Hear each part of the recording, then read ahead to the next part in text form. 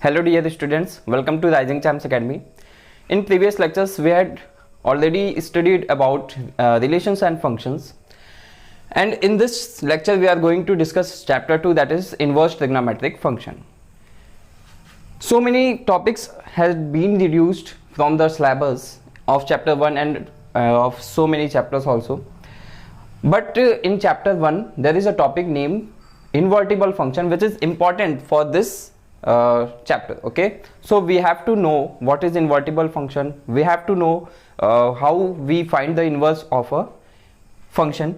Okay, so let us discuss the invertible function because this topic is necessary for this chapter. Okay, so what do you mean by invertible function?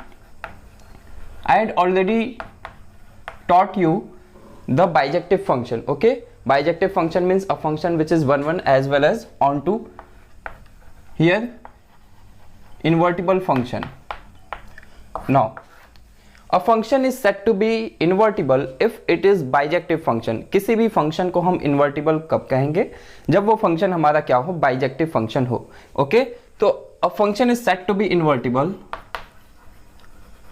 A function is said to be invertible a function is said to be invertible if and only if it is bijective. Okay, या इसको हम दूसरे language में कैसे समझ सकते हैं और करके दूसरा definition, if f from x to y is a bijective function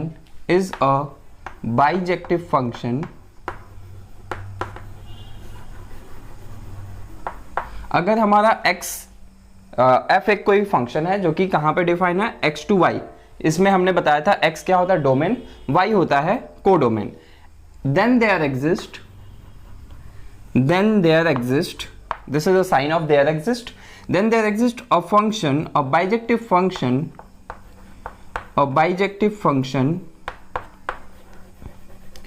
then there exists a bijective function g from y to x.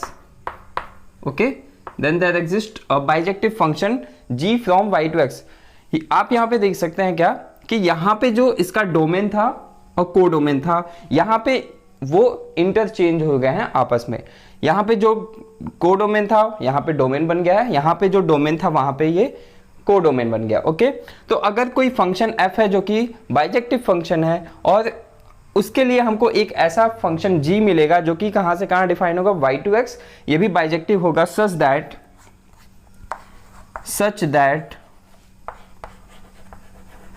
that g of y is equals to f if f of x is equals to y.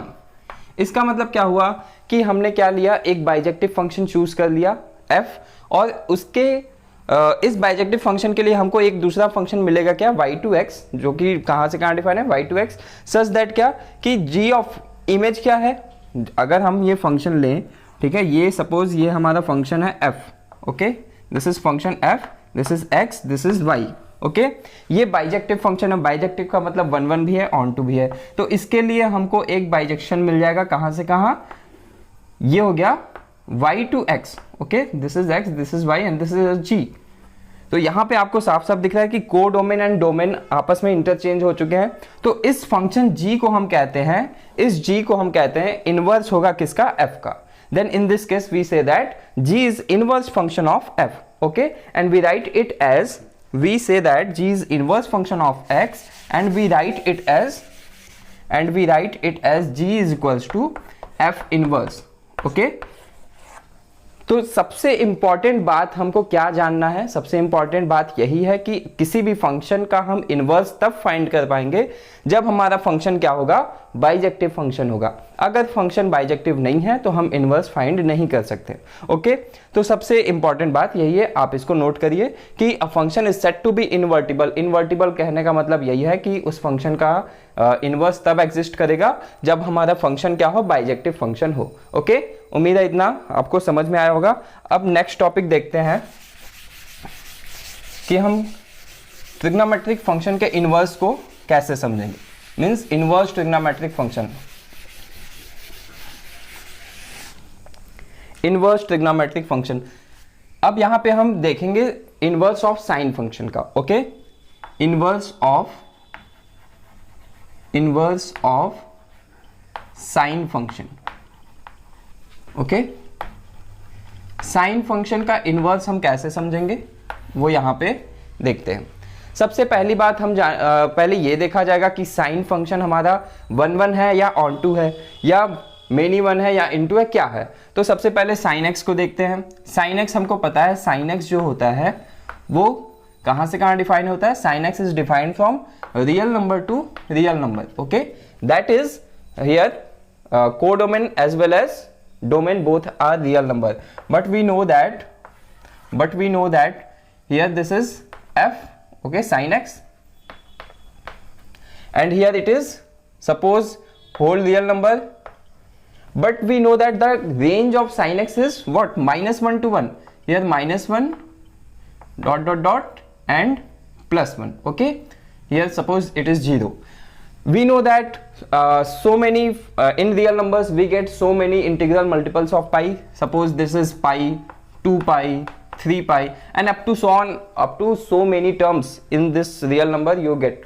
But I choose these 3 points because in all these points, ठीक है, पाई पे, 2 पाई पे, 3 पाई पे, 4 pi पे and up to so on, ऐसे negative में भी ले ले, 0 पे ले ले, तो इन सभी पे, ऑल दिस पॉइंट्स पे हमको पता है साइन एक्स की वैल्यू क्या होती है, 0 होती है, because sine x is 0 at integral multiple of पाई।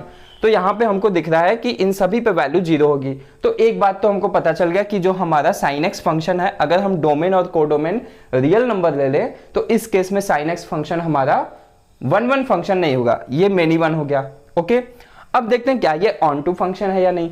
हमको पता है ऑन टू फंक्शन, मैंने बताया था ऑन टू फंक्शन कब होता है, जब कोडोमेन और रेंज दोनों इक्वल हो जाए। यहाँ पे कोडोमेन हमारा रियल नंबर है which is not is equals to -1 to 1।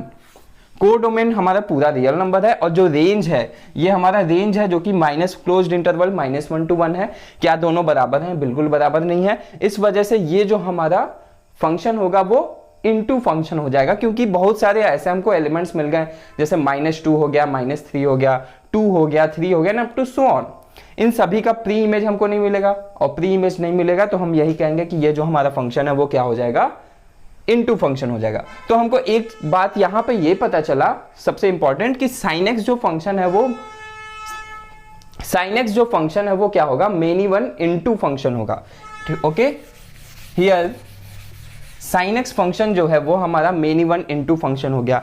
और अभी हमने जस्ट डेफिनेशन बताया है, डेफिनेशन में ये था कि हम किसी भी फंक्शन का इनवर्स तब फाइंड कर पाएंगे जब वो बाइजेक्टिव फंक्शन होगा, and bijective function means it is 1 1 and onto. Here it is not 1 1 not onto, okay. So we try to convert it in a bijective function, okay. हम try ये करेंगे कि हम किसी भी तरह sin x को क्या कर दें कि sin x को बाइजेक्टिव फंक्शन बनाए। और बाइजेक्टिव फंक्शन क्लियरली है, ऑब्वियस है कि बाइजेक्टिव फंक्शन तभी बन पाएगा जब हम इस रियल नंबर को एक्सचेंज कर दे किसी दूसरे डोमेन या कोडोमेन से, ओके। तो हम क्या करेंगे, वी चेंज इट, यहां पे हम रियल नंबर sin x की जगह रियल नंबर नहीं लेंगे और यहां पे भी ये रियल नंबर नहीं लेंगे। चेंज करके क्या लेंगे वो देखते हैं, ओके। तो सबसे पहले इसका ग्राफ थोड़ा सा डिस्कस करते हैं, ओके। ये ग्राफ हमारा क्या मिलेगा, sin x फंक्शन का हमको ग्राफ पता है, ये ओरिजिन से होते हुए पास करता है और इसकी मैक्सिमम वैल्यू 1 मिलती है, मिनिमम वैल्यू -1 मिलती है, ओके। ये हमारा sin x फंक्शन का ग्राफ हो गया।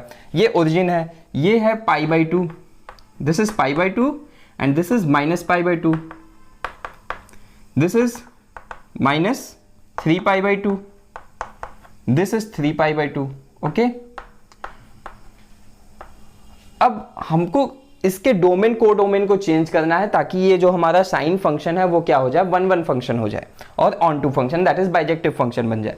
तो इस केस में हम क्या करेंगे, आप ध्यान से देखिए, अगर हम इस ग्राफ का ये पार्ट ले लें, इस ग्राफ का सिर्फ इतना पार्ट ले लें, ये जो कलर्ड पार्ट हमने बनाया, अगर इस ग्राफ का हम इतना पार्ट ले लेते हैं तो आपको दिख रहा होगा कि इस केस में इतने पार्ट में जो हमारा sin x फंक्शन है वो बाइजेक्टिव फंक्शन है, क्योंकि हर एक पॉइंट का आपको इमेज भी मिलेगा, डिस्टिंक्ट इमेज मिलेगा, और साथ ही साथ हमें हर एक कोडोमेन के लिए प्री इमेज भी मिल जाएगा। ओके, कोडोमेन में हर एक एलिमेंट के लिए प्री इमेज मिल जाएगा। तो इस केस में हमारा -π/2 से π/2 जब डोमेन लिया गया और रेंज क्या लिया गया, रेंज हमारा -1 to 1। ओके, तो इस केस में जो हमारा sin x फंक्शन है वो क्या हो जाएगा, बाइजेक्टिव फंक्शन हो जाएगा। ऐसे ही अगर हम suppose we take the graph from π/2 to 3π/2, then in this case it is also a bijective function। okay, इस इतने π/2 से 3π/2 के बीच में भी जो sin x फंक्शन है वो हमारा बाइजेक्टिव फंक्शन हो जाएगा। सपोज अब फिर हम नेक्स्ट चलते हैं, अगर हम ये पार्ट ले लें, इतने में भी हमारा sin x function bijective function हो जाएगा। अगर इस टाइप के ग्राफ को हम अगर इंडिविजुअली थोड़ा सा अलग करके बनाए तो ये देखिए कैसे बनेगा, ये हमारा π/2 है और ये हमारा -π/2 है। ओके, तो -π/2 पे हमको पता है वैल्यू क्या मिलती है, -1। ओके, तो यहां से वैल्यू यहां से स्टार्ट होगा और ये यहां तक चला जाएगा। ओके, ये हमारा -π/2 से π/2 के बीच का ग्राफ है। और इस केस में जो हमारा sin x फंक्शन होता है वो क्या होता है, बाइजेक्टिव फंक्शन होता है। ओके, तो हमने डोमेन क्या चेंज किया, -π/2 टू π/2, एंड रेंज क्या ले लिया, जो कोडोमेन था उसके जगह हमने sin x का रेंज ले लिया, और रेंज क्या होता है, -1 to 1 क्लोज्ड इंटरवल में। तो इस केस में हमको दिख रहा है डोमेन के हर एक पॉइंट के लिए हमको सभी वैल्यूज, रेंज की सभी वैल्यूज भी मिल जाएंगी और हमारा sin x फंक्शन बाइजेक्टिव भी हो जाएगा। और यही हमको करना भी था, क्योंकि हमको sin x को बाइजेक्टिव पहले बनाना था ताकि बाइजेक्टिव बन जाए, उसके बाद हम sin x फंक्शन का इनवर्स फाइंड कर पाए। ओके, तो इस केस में हमने अगर इंटरवल -π/2 से π/2 चूज कर लिया, suppose we choose the interval -π/2 से π/2, this is domain. Okay, suppose we choose the domain π/2 to 3π/2, suppose we choose the interval 3π/2 to 5π/2 and up to so on. Okay, और निगेटिव वैल्यू में भी और देख लें, suppose we choose -3π/2 to -π/2 and up to so on in negative side also. तो इन सभी intervals में अगर हम इन सभी इंटरवल्स को डोमेन लें, ओके, तो इस डोमेन में और रेंज क्या ले लें, -1 to 1, रेंज हम क्या चूज कर लें, -1 से 1। तो इन सभी इंटरवल में हमको ये मिलेगा कि जो sin x फंक्शन है वो क्या होगा, बाइजेक्टिव फंक्शन होगा। लेकिन ऐसे इनफाइनाइट इंटरवल्स आपको मिल जाएंगे जिसमें sin x फंक्शन क्या हो, बाइजेक्टिव फंक्शन हो। तो हमको एक किसी को, जैसे क्लास में आपके मॉनिटर चूज करते हैं, क्लास में बच्चे तो कई सारे होते हैं लेकिन किसी एक को मॉनिटर बनाते हैं। ओके, ऐसे ही आपके स्कूल में प्रिंसिपल तो एक ही होगा ना, ऐसा तो है नहीं कि हम कई सारे प्रिंसिपल्स बना दें, प्रिंसिपल भी एक होगा। तो ऐसे ही इन सभी इनफाइनाइट इंटरवल्स में एक वैल्यू को हम ऑर्डिनरी, मतलब एक वैल्यू को हम आइडियल चूज करके चलते हैं, जिसको हम कहते हैं प्रिंसिपल डोमेन। ओके, ये सभी डोमेन है, तो एक किसी भी वैल्यू को नहीं, हमने इसी को चूज किया, इसको हम कहते हैं प्रिंसिपल डोमेन। ओके, इसको नाम देते हैं प्रिंसिपल डोमेन, मतलब ये क्या एज अ प्रिंसिपल एक्ट करेगा, this is a principal domain. और इसमें रेंज हमारा -1 to 1 ही रहेगा, हर केस में रेंज सेम होगा क्योंकि sin x फंक्शन का रेंज -1 to 1 ही होता है। लेकिन डोमेन चूज करने की बात आई तो आप डोमेन कोई भी चूज करते हैं, लेकिन जब भी प्रिंसिपल डोमेन की बात आएगी तो हम क्या मान के चलेंगे, -π/2 से π/2 ही। ओके, तो उम्मीद है आपको ये sin x फंक्शन कैसे हम इसको बाइजेक्टिव बनाए वो समझ में आया होगा। तो कुछ नहीं करना है, बस आपको डोमेन को रेस्ट्रिक्ट कर देना है। रेस्ट्रिक्ट करने का मतलब कि पूरा रियल नंबर पहले था, लेकिन रियल नंबर में हमने देखा कि जो फंक्शन है वो क्या हो जा रहा है, बाइजेक्टिव नहीं हो रहा है। तो इस वजह से हमको डोमेन को रेस्ट्रिक्ट करना पड़ा, ठीक है, प्रतिबंध लगाना पड़ा, कुछ दूरी तक हमने उसके डोमेन को लिया और उस केस में हमने देखा कि sin x फंक्शन बाइजेक्टिव हो गया। तो अब इन जितने भी डोमेन्स आपको यहाँ पे दिख रहे हैं, अगर इन डोमेन्स को लेके चलें तो हम sin x का इनवर्स फाइंड कर सकते हैं। अब देखते हैं sin x फंक्शन का हम इनवर्स कैसे फाइंड करेंगे। अभी हमने लिया था sin x फंक्शन, कहां से कहां लिया, -π/2 to π/2। मैं यहाँ पे सिर्फ प्रिंसिपल वैल्यू डोमेन की बात कर रहा हूँ, -π/2 से क्लोज्ड इंटरवल -1 से 1, ये हमारा डोमेन हो गया और ये हमारा रेंज हो गया। ओके, ये हमारा sin x फंक्शन था और हमने देखा कि sin x फंक्शन इस डोमेन में और इस रेंज के लिए क्या है, बाइजेक्टिव फंक्शन है। ओके, तो sin x यहाँ पे बाइजेक्टिव हो गया। तो इस केस में या जितने भी हमने अभी इंटरवल्स लिखे थे, अगर वहां पे डोमेन ये चूज कर लें जितने भी हमने लिखे थे, तो इन सभी केसेस में हम sin x का इनवर्स फाइंड कर पाएंगे। ओके, तो अब इसका जो इनवर्स होगा, हमने अभी जस्ट इसके पहले जब इन्वर्टिबल फंक्शन का डेफिनेशन हमने लिखा था, तो वहां पे हमने बताया था कि जब भी हम इन्वर्टिबल फंक्शन फाइंड करेंगे, तो मतलब फंक्शन का इनवर्स फाइंड करेंगे, तो डोमेन और रेंज आपस में इंटरचेंज हो जाते हैं। तो sin x फंक्शन का जो इनवर्स होता है, sin फंक्शन का जो इनवर्स होगा, उसको हम लिखते हैं sin इनवर्स से।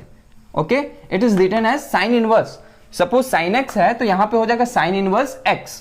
ओके, तो इसके इनवर्स फंक्शन को हम कैसे लिखेंगे, sin inverse of x and it is defined from, अब इन दोनों को इंटरचेंज कर देंगे, ये हो जाएगा -1 to 1 and the range becomes -π/2 to π/2, -π/2 to π/2। This is called principal value branch. Okay, इसको हम कहते हैं प्रिंसिपल वैल्यू ब्रांच। और जितने भी ब्रांचेस मिले थे, कई सारे ब्रांच हमको इस केस में मिलेंगे।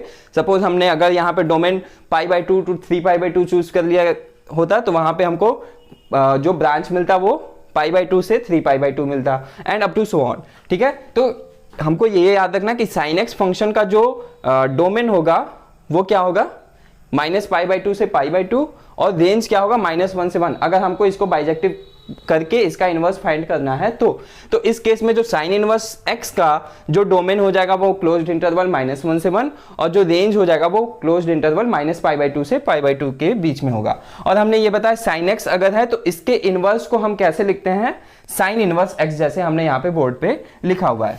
ओके, यहाँ पे क्या लिखा हुआ है, यहाँ पे लिखा है let f from r to r defined by sin x, क्योंकि हमको पता है जो sin x क्या होता है, r to r डिफाइन होता है। Okay, be a function clearly it is many one, जो मैंने बोला अभी समझाया वही सेम चीज है, ये मेनी वन इनटू फंक्शन होता है। ठीक है, दैट इज नॉट बाइजेक्टिव। तो हमको अगर इसको बाइजेक्टिव बनाना हो, बाइजेक्टिव फंक्शन बनाने के लिए हम क्या करेंगे, we restrict its domain to -π/2 to π/2। Actually it may be restricted to any of the domain that is this. हम इसको किसी भी डोमेन पे रेस्ट्रिक्ट कर सकते हैं इस तरीके से। ओके, क्योंकि इन सभी पे ये बाइजेक्टिव फंक्शन हो जाएगा, लेकिन हम इनफाइनाइट ऐसे डोमेन्स मिलेंगे तो उसमें से किसी एक को चूज करते हैं as a principal domain. Okay, तो हमने बस -π/2 को π/2 से प्रिंसिपल वैल्यू डोमेन चूज कर लिया। Okay, we therefore define the inverse of sine function in these domains, और हम साइन फंक्शन के इनवर्स को इन डोमेन्स में डिफाइन करेंगे। ओके, अब इसमें नेक्स्ट पॉइंट है, नेक्स्ट पॉइंट क्या जानना है हमको, we denote the sine inverse of sine function by sine inverse. हमने अभी बताया कि साइन फंक्शन के इनवर्स को हम साइन इनवर्स से इस तरीके से डिनोट करते हैं, और इसी को कई बार आपको लिखा हुआ मिल जाएगा आर्क साइन। इसका मतलब भी होता है आर्क साइन का मतलब भी साइन इनवर्स ही हुआ, तो आर्क साइन फंक्शन भी इसको कहते हैं। Okay, second point, the sine inverse is a function whose domain is closed interval -1 to 1 and range is -π/2 to π/2। These are the important points, so you must note these points. Okay, now next point is sine of sine inverse x। ठीक है, अब हमको sine of sine inverse x की value find करनी है। तो आप पहले यहां पे देख लीजिए, ये क्या चीज लिखा हुआ है, साइन फंक्शन लिखा हुआ है। ओके, साइन यहां पे लिखा है, और हमको पता है साइन का जो रेंज होता है वो क्लोज्ड इंटरवल -1 से 1 के बीच में होता है। तो रेंज देखेंगे, ठीक है, तो ये साइन और साइन इनवर्स x ऐसे समझने के लिए क्या कर देते हैं, साइन और साइन इनवर्स को कैंसिल आउट, आप इसको कैंसिल आउट कर देंगे, लेकिन ये कैंसिल ऐसे नहीं करता कि कैंसिल आउट कर दिए। ठीक है, ये समझने के लिए बताया जा रहा है कि साइन और साइन इनवर्स कैंसिल हो जाते हैं और हमको क्या मिलता है, x मिलता है। ओके, लेकिन ये कंसेप्ट नहीं है कि हम साइन और साइन इनवर्स को कैंसिल आउट कर दें। फिर ऐसे ही sine inverse of sine x लिखा हुआ है, तो आपको दिख रहा है ये साइन इनवर्स, ये साइन, अगेन समझने के लिए कैंसिल आउट, और हमको रिजल्ट क्या मिल जाएगा, x। और फिर से यहाँ पे आप देखिए साइन इनवर्स है, और अभी जस्ट हमने यहाँ पे लिखा है कि साइन इनवर्स का रेंज क्या होता है, -π/2 से π/2 के बीच में। तो ये चीज अगर suppose sine of sine inverse x is equal to x, और यहाँ पे अगर लिख देता -π/2 इज लेस देन और equal to x less than और इक्वल टू π/2, तो यहाँ पे ये नहीं होता, बिकॉज हम इसके रेंज को देखेंगे। ओके, तो आपको समझ में आया होगा, साइन का रेंज ये, साइन इनवर्स का रेंज ये। ठीक है, और अगर कहीं लिखा हुआ है if y is equal to sine inverse x, अगर आपको कहीं ऐसा दिखता है तो then sine y is equal to x हो जाएगा। ये कैसे होता है भाई, इसको समझ लीजिए, आप इसको नोट करिएगा। y is equal to sine inverse x हमारे पास दिया हुआ है, y is equal to sine inverse of x। Okay, तो यहां से क्या होगा, ये जो इनवर्स है ना वो यहां पे चलाएगा, इधर आएगा तो ये साइन में कन्वर्ट हो जाएगा। ये सिर्फ समझाने के लिए, लेकिन इसका एक्चुअल मीनिंग कैसे है, कैसे यहाँ पे साइन वाई हो जाएगा और यहाँ पे से साइन इनवर्स हट जाएगा, जैसे आपको वहां पे दिख रहा है वो देखिए। हम दोनों साइड क्या कर देते हैं, साइन, दोनों साइड का साइन ले लेंगे। ओके, साइन ऑफ वाई, दोनों साइड साइन से ऑपरेट करें तो इधर साइन वाई हो जाएगा और इधर क्या होगा, sine of sine inverse x, यही होगा। देखिए दोनों साइड हमने साइन ले लिया, ये हमने एक्स्ट्रा दोनों साइड लिया है साइन। ओके, तो इधर साइन वाई हो गया और इधर sine of sine inverse x, और यहां पे साइन वाई ही हो जाएगा। This implies that sine y is equals to, और sine of sine inverse, sine of sine inverse अभी जस्ट हमने इसके पहले वाले पॉइंट में बस समझाया था, ये क्या हो जाएगा, एक्स। ओके, तो इस तरीके से साइन, अगर y is equal to sine inverse x है तो sine y is equal to x हमको मिल जाएगा। ओके, उम्मीद है ये आपको समझ में आया होगा। और इसी तरीके से सभी ट्रिग्नोमेट्रिक रेशियोज भी डिफाइन है। ओके, तो मैं यहाँ पे सिर्फ साइन को डिफाइन किया हूँ, ऐसे ही सभी आपके अदर ट्रिग्नोमेट्रिक रेशियोज जो जितने भी हैं उनके इनवर्स हम डिफाइन करेंगे। तो यहाँ पे साइन इनवर्स को मैंने डिटेल में बता दिया। जब तक डोमेन और रेंज आपको अच्छे से नहीं याद होगा आप क्वेश्चन को सॉल्व नहीं कर पाएंगे। So it is very important to learn the domain and range of inverse trigonometric function. तो यहाँ पे हम डोमेन और रेंज लिखते हैं इनवर्स ट्रिग्नोमेट्रिक फंक्शन के, और आपको ये नोट कर लेना है और इसको याद भी कर लेना है। ये मैंने लिखा है डोमेन और रेंज इनवर्स ट्रिग्नोमेट्रिक फंक्शन के। साइन इनवर्स, इधर पूरे फंक्शन आपके लिखे हुए हैं, sine inverse, cos inverse, tan inverse, cot inverse, sec inverse and cosec inverse. यहाँ पे आपको डोमेन मिलेगा, साइन इनवर्स का डोमेन क्लोज इंटरवल -1 से 1 and range close interval -π/2 to π/2। The domain of cos inverse is, cos inverse का domain क्या होगा, -1 to 1 in closed interval and 0 to π in closed interval, this is range. Okay, और ये सभी जो यहाँ पे लिखा गया है, ये क्या लिखा है, प्रिंसिपल वैल्यू ब्रांच। ठीक है, ये सभी क्या लिखे हुए हैं, प्रिंसिपल वैल्यू ब्रांच। ठीक है ना, प्रिंसिपल वैल्यू ब्रांच लिखा गया है यहाँ पे सभी, क्योंकि हमको पता है कि कई सारे डोमेन में हमने रेस्ट्रिक्ट किया था, तो बहुत सारे डोमेन्स हमको मिल रहे थे जहां पे ये फंक्शंस क्या थे, बाइजेक्टिव फंक्शन थे, तो वो सभी हम ले सकते हैं, लेकिन प्रिंसिपल वैल्यू क्या लेंगे, यही लेंगे जो यहाँ पे लिखा हुआ है। नेक्स्ट है टेन इनवर्स। टेन इनवर्स का जो डोमेन होगा वो रियल नंबर होगा, और जो रेंज होगा या प्रिंसिपल वैल्यू ब्रांच जो होगा वो ओपन इंटरवल -π/2 से π/2 में लाई करेगा। कॉट इनवर्स का डोमेन रियल नंबर और range open interval 0 to π।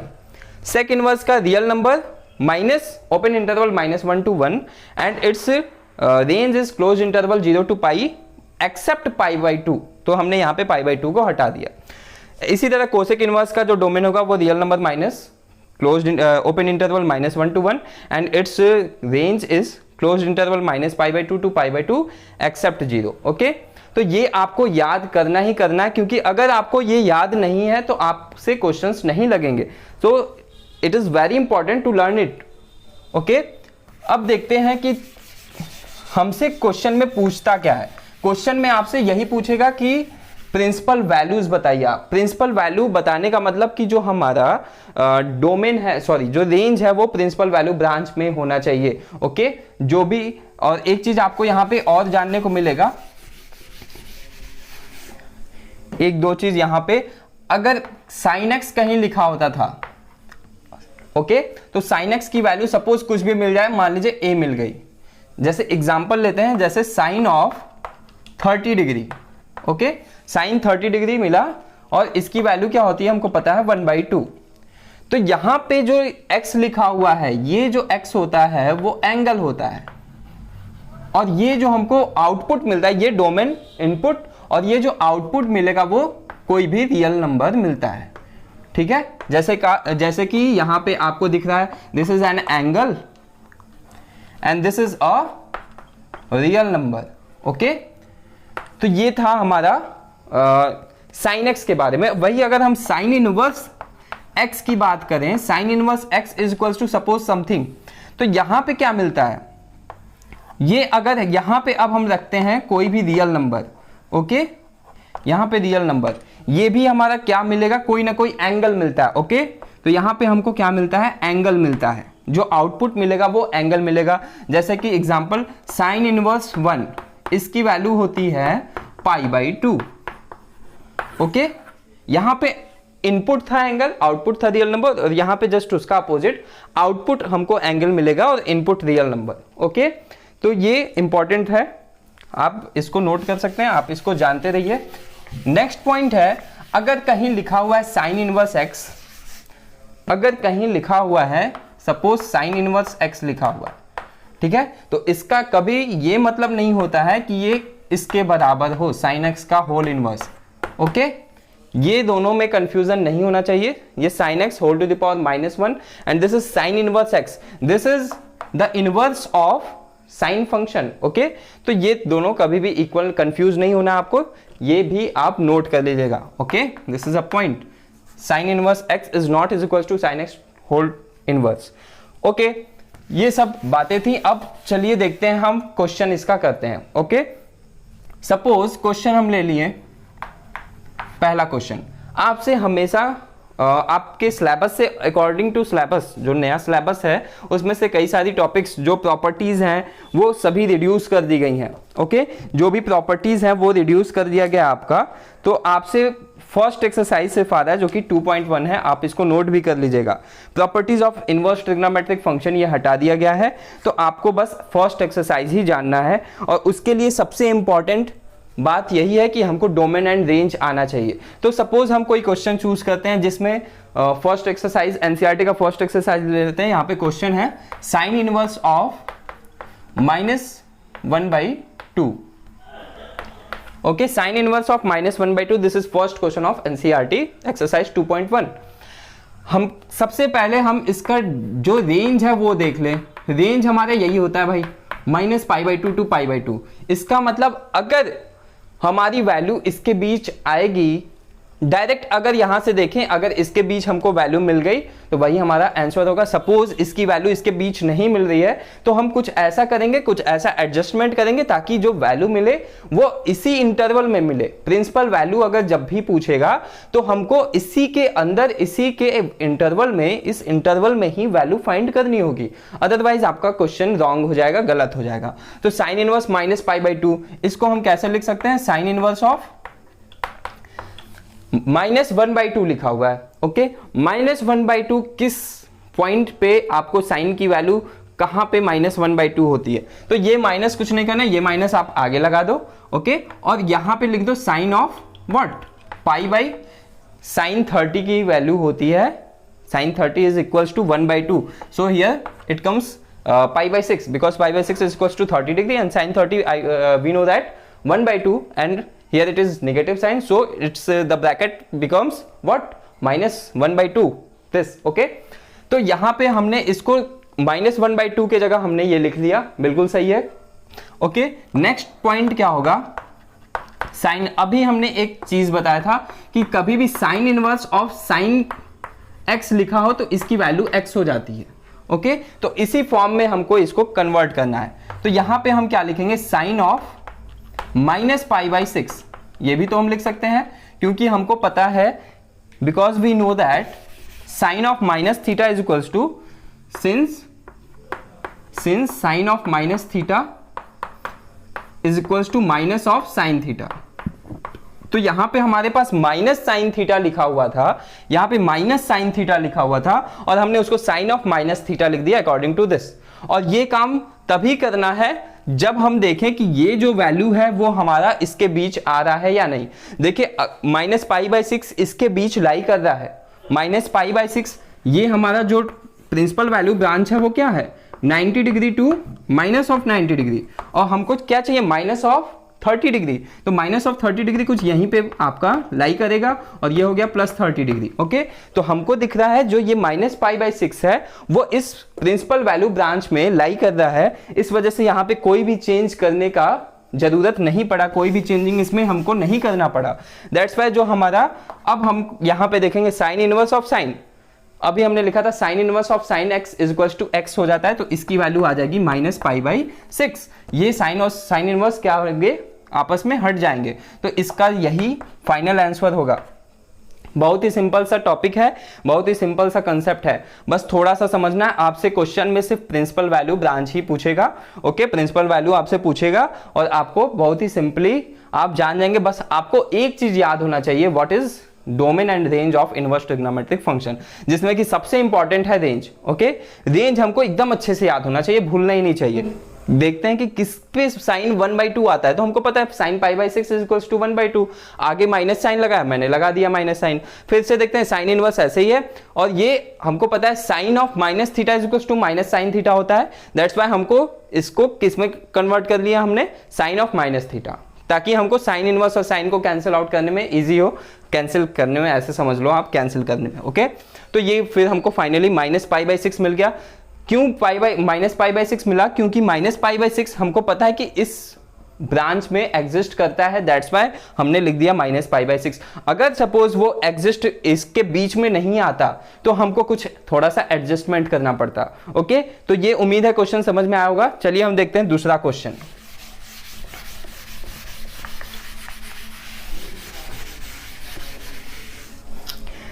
Next question देखते हैं, जो कि है cos inverse of √3/2। Second question है cos इनवर्स ऑफ √3/2। ये तो और सिंपल हो गया भाई, इसका हमको पता है जो रेंज होता है वो क्लोज्ड इंटरवल 0 to π होता है, am I right? Yes, closed interval 0 to π। तो हमको जो भी वैल्यूज फाइंड करनी है वो इन्हीं के बीच फाइंड करनी है, मतलब 0 डिग्री से लेके 180 डिग्री के बीच में। तो देखिए यहाँ पे cos इनवर्स ऑफ, अब यहाँ पे √3/2 की जगह हम सर्च करेंगे cos की कौन सी वैल्यू √3/2 होती है, वो यहाँ पे लिख देनी है। तो cos कितने पे होता है बताइए आप, cos 30 degree is equals to √3/2, okay. तो cos 30 का मतलब क्या होता है, π/6। और यहाँ पे फिर से आपको क्या मिल जाएगा, अब यहाँ पे देखिए π/6 पहले देख लीजिए क्या ये 0 से π के बीच में आ रहा है कि नहीं। π/6 means 30 degree and we know that 30 degree is lies between 0 to 180 degree. That's why यहाँ पे हम cos इनवर्स cos को हटा देंगे, रिमूव कर देंगे और फाइनल आंसर हमारा क्या आएगा, π/6। सिंपल है। नेक्स्ट क्वेश्चन देखते हैं, जो कि है cosec inverse of 2। Next question is cosec inverse of 2। Third question, cosec inverse of 2। Cosec inverse of 2, इसका हमको रेंज पता है। रेंज क्या होता है कोसेक इनवर्स का, माइनस क्लोज्ड इंटरवल माइनस π/2 से π/2, ये रेंज एक्सेप्ट 0, ठीक है। सिर्फ 0 नहीं आना चाहिए, बल्कि माइनस π/2 से π/2 में जितने वैल्यूज आ जाए। तो हमको फिर से वही लिखेंगे कोसेक इनवर्स ऑफ। अब इस 2 को ऐसा एडजस्ट करेंगे ताकि कोसेक की कुछ वैल्यू, कोसेक की किस पे वैल्यू 2 होती है वो लिख देंगे। तो क्या होता है भाई, cosec of what is equals to 2, बताइए कोसेक की कौन सी वैल्यू 2 होती है। साइन 30 क्या होता है 1/2, तो कोसेक 30 क्या होगा 2 होगा। तो यहां पे क्या हो जाएगा π/6, ओके। π/6 is equals to 2। तो इसकी वैल्यू क्या आ जाएगी, अब यहां पे आपको दिख रहा है cosec inverse and cosec gets cancel out and your value becomes π/6। That's the answer, okay. उम्मीद है ये तीनों क्वेश्चन आपको समझ में आया होगा। Now the next question is question number 4, that is tan inverse of -√3। Question number 4 is tan inverse of -√3, okay. This is fourth question, tan inverse of -√3। इसकी वैल्यू सबसे पहले हमको ये पता होना चाहिए कि tan इनवर्स का जो हमारा रेंज है वो क्या होना चाहिए।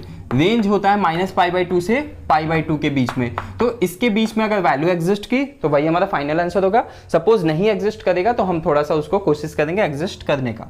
तो ये हो गया is equals to tan inverse of what, यहां पे हमने माइनस लिखा जो कि था पहले से, और tan की कौन सी वैल्यू √3 होती है भाई, ये होता है tan of what, tan of 60 degree, tan 60 and tan 60 means π/3, okay. और ये हमारे पास क्या हो जाएगा tan इनवर्स ऑफ, हमको दिख रहा है अगर इस माइनस को ये एंगल के साथ इंक्लूड कर लें तो ये हो गया tan ऑफ -π/3। क्या -π, ये तभी इंक्लूड करेंगे जब हमको पता चले कि -π/3 इसके बीच में लाई कर रहा है कि नहीं कर रहा है। तो -90 डिग्री से +90 डिग्री के बीच में ही तो लाई करेगा -60 डिग्री, ओके। तो ये हमारा फिर से tan inverse tan gets cancel out. Suppose, या आप समझने के लिए समझ लीजिए tan inverse tan cancel out हो गया और जो हमारा फाइनल आंसर मिला वो क्या मिला, -π/3। अभी तक तो सभी क्वेश्चंस बहुत ही आसान थे। नेक्स्ट क्वेश्चन हम करते हैं जो कि है cos inverse of -1/2, okay. Next question जो कि फिफ्थ क्वेश्चन है वो क्या है, cos inverse of -1/2। cos inverse of -1/2। तो फिर से वही काम करेंगे, सबसे पहले cos इनवर्स जो फंक्शन है हमारा उसका रेंज लिख लेते हैं। तो उसका रेंज क्या होता है, closed interval of 0 to pi. तो यहाँ पे लिखेंगे is equals to cos inverse, और यहाँ पे cos, ये माइनस यहीं पे रहने देंगे। cos की कौन सी वैल्यू होती है भाई, -½ तो ये हो जाएगा cos of 60 degree. Okay, cos 60 degree half होता है, तो ये हो गया cos ऑफ π/3। अब इस माइनस को हम अंदर नहीं ले सकते हैं क्योंकि हमको पता है cos ऑफ -θ ये होता है cos θ, ठीक है। सिंस cos ऑफ -θ क्या होता है, cos θ। तो अब ये थोड़ी करेंगे कि इस माइनस को हम अंदर लेते जाएं, बिल्कुल नहीं करेंगे, क्योंकि अगर माइनस को अंदर ले जाएंगे तो वो इसके बराबर ही नहीं आएगा, क्योंकि ये cos ऑफ -π/3 प्लस π/3 होगा, लेकिन हमको आगे माइनस चाहिए। तो अब यहाँ पे थोड़ा सा सोचना है, थोड़ा सा समझना है, ठीक है। हमको क्वाड्रेंट सिस्टम पता है, यहाँ पे ASTC होता है। फर्स्ट क्वाड्रेंट में सभी ट्रिग्नोमेट्रिक रेशियो पॉजिटिव होते हैं, सेकंड में क्या पॉजिटिव होता है भाई, सेकंड में साइन और उसका reciprocal that is cosec positive होता है, थर्ड में tan and its reciprocal that is cot are positive and rest are negative, and in fourth quadrant cos and sec are positive and the trigonometric ratios are negative in fourth quadrant. Okay, तो हमको क्या हमको negative, आगे negative value है, तो इसका मतलब कि या तो फर्स्ट और फोर्थ में तो ये वैल्यू हमको नहीं मिलेगी, क्योंकि हमको पता है फर्स्ट और फोर्थ में cos दोनों पॉजिटिव होगा, इसमें भी cos पॉजिटिव होता है, इसमें भी पॉजिटिव होता है, तो हमको या तो थर्ड में मिलेगा या तो फोर्थ में मिलेगा। अब देखते हैं इसको हम कैसे लिख सकते हैं, cos ऑफ इस cos -π/3 को हम क्या ऐसे लिख सकते हैं, क्या cos ऑफ π - π/3 क्या लिख सकते हैं, ऐसे बिल्कुल लिख सकते हैं, क्योंकि हमको पता है सिंस cos π - θ क्या होता है, वो हो जाता है माइनस ऑफ cos θ। ओके, तो यहां पे दिख रहा है cos ऑफ π - θ। ओके, यहां पे क्या होगा, यहां पे हम थर्ड क्वाड्रेंट में, सॉरी सेकंड क्वाड्रेंट में चले गए, और हमको पता है सेकंड क्वाड्रेंट में जो cos होता है वो निगेटिव होता है, तो हमको वापस से कौन सी वैल्यू मिल जाएगी, cos इनवर्स cos, इसकी वैल्यू क्या हो जाएगी, cos ऑफ -π/3। लेकिन हम ऐसा थोड़ी करेंगे कि फिर से यही लिख दें, तो फिर ये करने का मतलब ही नहीं रह गया। ओके, तो अब इसको क्या लिखेंगे, cos इनवर्स ऑफ cos, अब एलसीएम लेंगे 3π - π दैट इज 2π/3, यहां पे एलसीएम लेके सॉल्व किया हमने, आ गया 2π/3। अगर ये वैल्यू 2π/3 अगर 0 to π में एग्जिस्ट करता है तो ये हमारा फाइनल आंसर हो जाएगा, और अदरवाइज ये आंसर नहीं होगा। तो चेक कर लेते हैं भाई, 0 से 180 डिग्री के बीच में क्या ये वैल्यू लाई करेगा या नहीं। 2/3 इंटू 180 डिग्री, ओके, ये कितना हो गया 60, that is 120, and we know that 120 lies between 0 to 180 degree, that's why our final answer is 2π/3। Okay, next question देखते हैं जो कि क्वेश्चन नंबर 9 है। वो क्या है, cos inverse of 1/√2, I think this is sorry -1/√2, cos inverse of -1/√2, इसकी value क्या होगी, इसकी वैल्यू फाइंड करना है। फिर से बहुत ही simple, this is equals to cos inverse of what, -1/√2, this is minus, and cos, we know that cos π/4 is equals to 1/√2, okay, and here once again we use we know that the domain is 0 to, sorry, range is 0 to π, so we try to adjust this value so that it becomes in between 0 to π, okay.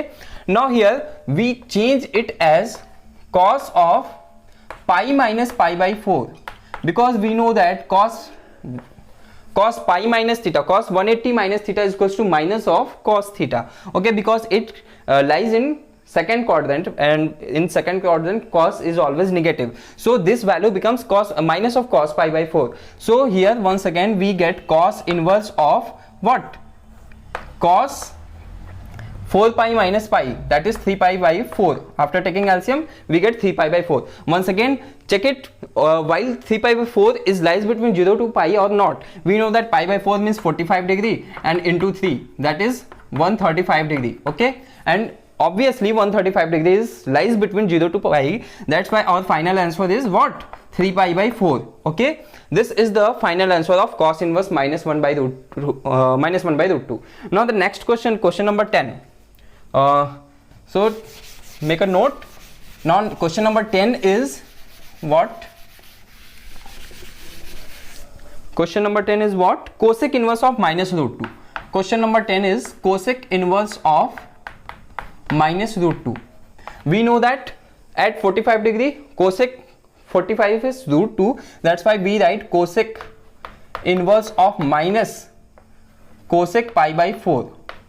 Okay, and we know that cosec inverse of, that is here we write cosec of minus pi by 4 because we know that cosec minus theta is equals to minus of cosec theta. यहाँ पे आप लिख सकते हैं since cosec of minus theta is equals to minus of cosec theta.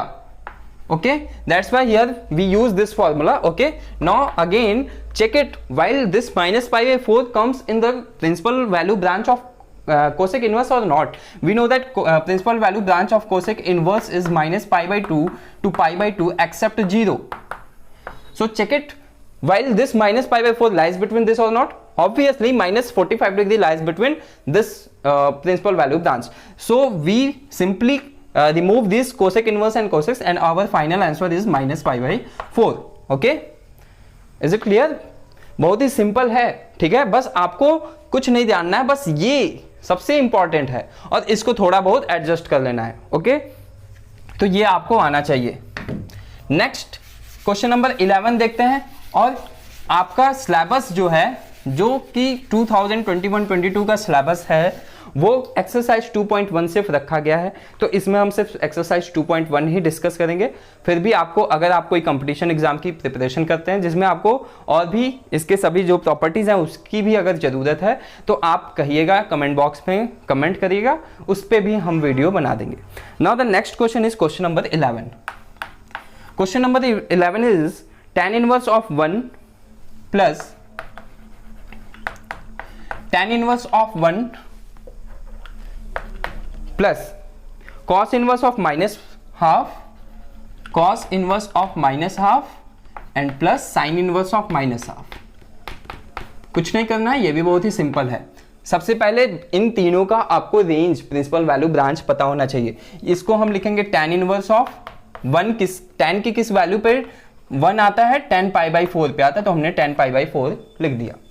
Plus cos inverse, यहाँ पे minus का sign, half किस वैल्यू पे आएगा, cos ऑफ व्हाट, 60 डिग्री, तो cos 60 degree means pi by 3, और फिर प्लस का साइन, और यहाँ पे साइन इनवर्स, फिर यहाँ पे माइनस लग गया, और साइन की किस वैल्यू पे हाफ आती है, वो होती है 30 degree, that is cos pi by 6. Is it clear? अब इसके बाद हम क्या करेंगे, पहले चेक करेंगे tan का. हम यहाँ पे लिख रहे हैं tan का क्या होता है भाई, माइनस पाई बाई 2 से पाई बाई 2 होता है principal value branch open interval में. जो cos का होता है वो क्लोज्ड इंटरवल 0 से पाई में होता है, और जो साइन इनवर्स का होता है वो क्या होता है, minus pi by 2 to pi by 2 in closed interval. तो अब देख लेते हैं क्या इन सभी प्रिंसिपल वैल्यू ब्रांच में इनकी वैल्यूज एग्जिस्ट कर रही हैं, लाई कर रही हैं या नहीं कर रही हैं. अगर लाई करेंगे तो सिंपली हम इन दोनों को रिमूव करेंगे, जो हमारा पाई बाई 4 होगा, जो भी एंगल होगा उसको हम लिख लेंगे. तो ये दिख रहा है माइनस पाई बाई 2 से पाई बाई 2 के बीच में ही पाई बाई 4 आता है, तो इसकी वैल्यू पाई बाई 4 हो जाएगी. यहां पे थोड़ा सा एडजस्ट करेंगे क्योंकि हमको ये माइनस यहां नहीं चाहिए, माइनस अंदर हो सकता है लेकिन यहां पे नहीं होता, हो सकता है, तभी तो हम इसको कैंसिल आउट करके रिमूव करके लिखेंगे. तो इसको थोड़ा सा एडजस्ट करेंगे, ये हो जाएगा cos इनवर्स ऑफ, अभी हमने cos पे कई सारे क्वेश्चन बताए, ये हो जाएगा pi minus pi by 3, because we know that cos 180 minus theta is minus cos theta. The value of cos in second quadrant is always negative, so we write minus cos pi by 3 as cos pi minus pi by 3. Now the next is sin inverse of, again we use some transformation here, we write here sin of what, we know that sin is negative, sorry, we use this formula sin of minus pi by 6. Okay, sin minus theta, we know that sin minus of theta is equals to minus sin theta, sin minus theta is equals to minus sin theta, we use this formula. Further check it whether minus pi by 6 lies in this interval or not, minus pi by 2 to pi by 2. Obviously minus pi by 6 lies in this interval, that's why we use this. Otherwise we use instead of minus sin pi by 6 like this. Okay, यहाँ पे फिर क्या हो जाएगा, ये हो गया पाई by 4 plus ये हो गया cos इनवर्स ऑफ, इसको थोड़ा सा सॉल्व कर लेते हैं, ये आ जाएगा cos 2 pi by 3, okay 3 pi, and this one becomes sorry this one becomes minus of pi by 6। Okay, अब बस इसको कुछ नहीं करना है, इसमें एलसीएम लेके आप इसको क्या करिए, ऐड सब्ट्रैक्ट जो भी करना है आप कर लीजिए। ये हो गया is equals to pi by 4 and this becomes removed and we get 2 pi by 3 and here we get minus of pi by 6. Yes, after taking LCM we get this 3 pi plus 8 pi minus 2 pi. Okay, now we get here 9 pi by 12 and after cancellation we get 3 pi by 4. So our final answer is 3 pi by 4. Okay, here we get 3 pi by 4 its value, so its value becomes 3 pi by 4. This is all about inverse trigonometric function regarding your syllabus. Okay, यहाँ पे आपको जिस हिसाब से syllabus आपका decide किया गया इस ईयर के लिए, उसके हिसाब से ये आपको बस पढ़ना था इनवर्स ट्रिग्नोमेट्रिक फंक्शन। सबसे इंपॉर्टेंट मैं फिर से बोल दे रहा हूँ कि सबसे इंपॉर्टेंट आपको याद क्या करना है, रेंज याद करना सभी इनवर्स ट्रिग्नोमेट्रिक फंक्शन के। आपसे प्रिंसिपल वैल्यूज पूछेगा और प्रिंसिपल वैल्यूज कैसे फाइंड करना है वो भी हमने बता दिया आपको। ठीक है, तो इस पे जितने भी क्वेश्चन हैं, जितने भी आप RD शर्मा, RS अग्रवाल या NCERT जहां से भी आपको प्रैक्टिस करना आप प्रैक्टिस करिए। जो भी क्वेश्चन आपको नहीं आ रहा है वो आप कमेंट बॉक्स में या हमारे टेलीग्राम ग्रुप से ऐड होके वहां पे पूछ सकते हैं। ओके, तो उम्मीद है आपको inverse trigonometric function one shot में मैंने पूरा पढ़ा दिया और ये समझ में आया होगा। ठीक है, फिर भी अगर कोई भी डाउट है आप हमसे पूछिए। ठीक है, तो ये था हमारा इनवर्स ट्रिग्नोमेट्रिक फंक्शन और अब नेक्स्ट पढ़ेंगे चैप्टर हम matrices. Okay, thank you very much, keep rising, go ahead.